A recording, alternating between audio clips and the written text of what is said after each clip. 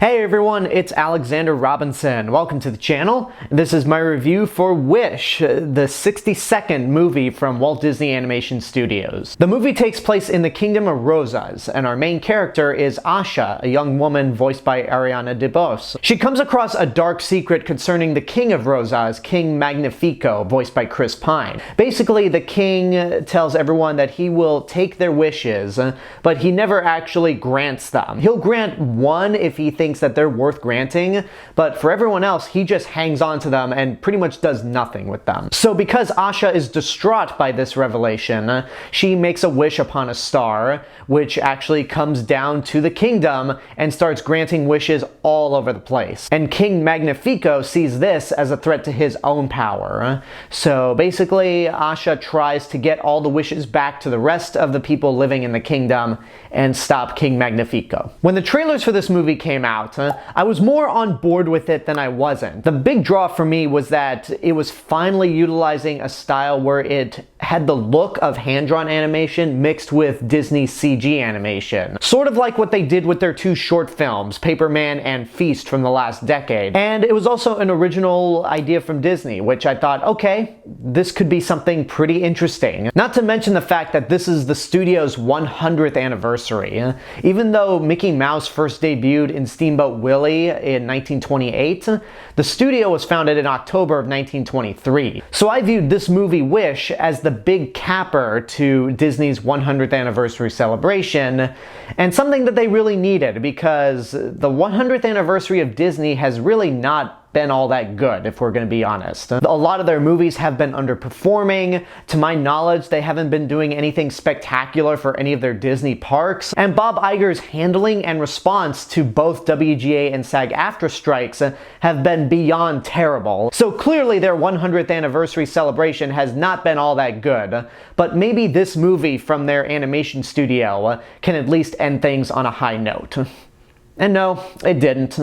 I'm really sorry to say this, but Wish just seemed like a very bland and uninspired Disney animated movie. There are some things to like about it. This is not a complete disaster, but the biggest issues with the movie is that it just feels so shameless. I'm not exactly sure what most people were anticipating with this movie, so I can only talk about what I was expecting from it.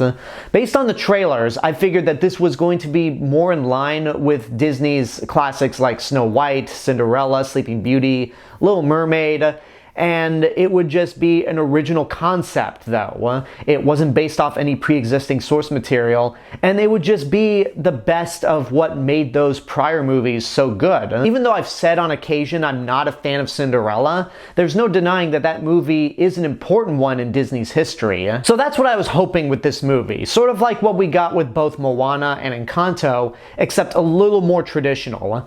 But what we got instead was a very uninspired story with bland characters and non-stop in-your-face references to past Disney movies. And I know this has not been anything new for Disney Animation. They've plucked in references from their past movies into other films, but they've done it in a very subtle way. For example, in Frozen, you see Rapunzel and Flynn Rider from their backs, and if you didn't notice it, then that's totally fine. They don't make a big deal out of it. The only other Disney movie that I thought was very in-your-face with nods to the past was Aladdin, but that movie you can excuse because it all comes through the genie, who is more of a modern character thanks to Robin Williams. This movie, however, is very much in your face with all the Disney references in a very shameless and corporate manner. For example, Asha has 7 friends, all of whom are dressed like the 7 dwarfs from Snow White, and all have their personalities. There's a kid that's always in a bad mood, much like Grumpy.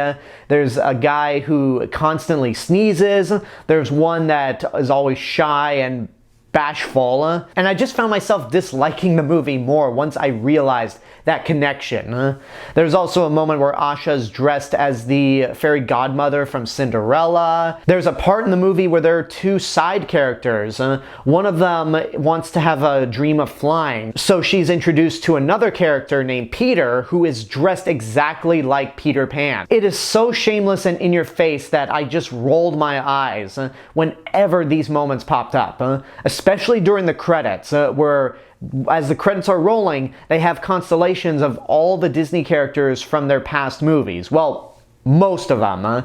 And I just was like, you gotta be kidding me with this. And the thing is, if they were more subtle, I wouldn't have a big issue, but they also distract from the actual main story. And I felt like more effort was put into a lot of the homages to past Disney movies, rather than making this story and these characters worth it on their own. Asha is voiced by Ariana DeBose, and Ariana DeBose does a really good job. We've seen how talented she is as an actress, we've seen how great of a singer she is, but her character here is just so boring. There's really not much to her.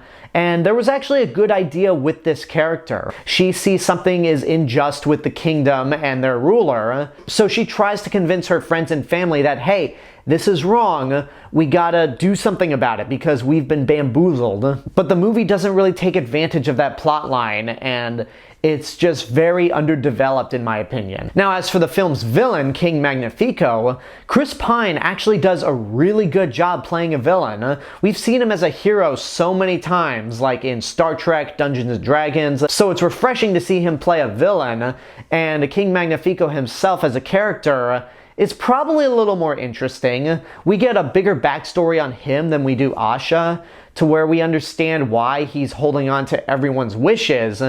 But at the end of the day, it's like, who are you to judge what people want to do with their lives? Like, you can't really do that, buddy. Even then, as the movie goes along, he ends up being more generic than before. He's just a weaker version of somebody like Jafar or the evil stepmother, as in the queen from Snow White, not the stepmother from Cinderella. So he just didn't really seem all that interesting as the movie progressed. As for some of the other characters, I've already mentioned Asha's friends, who either have no personality or their personalities are ripped straight from the Seven Dwarves.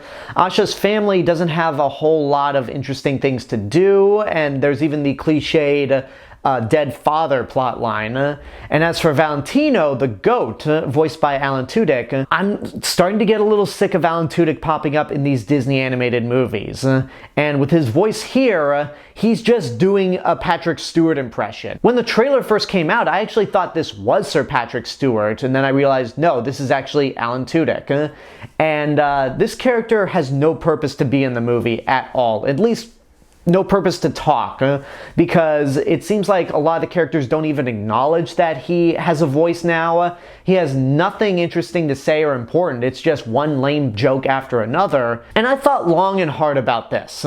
He actually might be the most irritating Disney sidekick I've ever had to watch, because someone like Olaf is very innocent and childlike to the point where you can't hate this snowman. The genie, of course, is really funny, and that's mainly due to Robin Williams' comedy. And there's so many other Disney side characters throughout Disney's history that I either really enjoy or don't really like all that much, but don't hate them. This is the first Disney sidekick that I've actively hated, and while I am appalled by animal violence, if Valentino were a real character and had that voice, I would not hesitate at all at punting that little goat across a football field. I'd be terrible at it because I suck at football, but just the feeling of it would be satisfying enough. There's not much else I have to say about this movie. It was a massive disappointment because I really dug the trailers, I love the animation style, and I like the cast involved with this movie. But on the whole, it just didn't feel all that special. Even the animation style itself is not as strong as something like The Bad Guys or Puss in Boots: The Last Wish, and after a while you kind of forget that it's supposed to blend hand-drawn animation with 3D animation, and the songs are entirely forgettable. There is not a single song in this movie that got stuck in my head the way some of the songs in Encanto, Frozen, and Moana did. It just felt really uninspired for me, and considering that so much potential was squandered with this movie, I have to say, don't waste your money. For those of you who are new to the channel, 2 years ago I reviewed all the Disney animated features, and it was pretty much like a big history lesson on the studio. How their animated films progressed, how they changed, and the different eras that defined each segment of Disney animation. And it seems like each era is following the same pattern as Star Trek movies, where every other era of Disney animation is good or bad. For example, Gold, Silver, Renaissance, and Revival eras were all good. 1, 3, 5, and 7. And then the wartime era, the transition era, the post-Renaissance, and whatever this is, 2, 4, 6, 8, are all the bad eras. And I think between this and Strange World, we are now in a new, darker era of Disney animation, which may not entirely be bad, because if there's one thing I learned from reviewing those movies, it's that even the bad eras had some gems. So maybe we'll get a few good movies here and there until somebody comes along and goes, let's get Disney back on track and bring in a Revival 2.0 era, I guess. So we'll see what the future holds in store for Disney animation, but as for Wish, I just really didn't like it. And there you go, that's my review for Wish. I hope you enjoyed it. And now I want to know what you guys think about the movie. If you've seen it, what did you think? Whatever the case may be, let me know in the comments below. Don't forget to like the video, subscribe to the channel, and hit the bell button to get notifications. You can also follow me on Facebook, Instagram, Letterboxd, Threads. I'll see you guys in the next video, but until then, have a good day and take care of yourselves.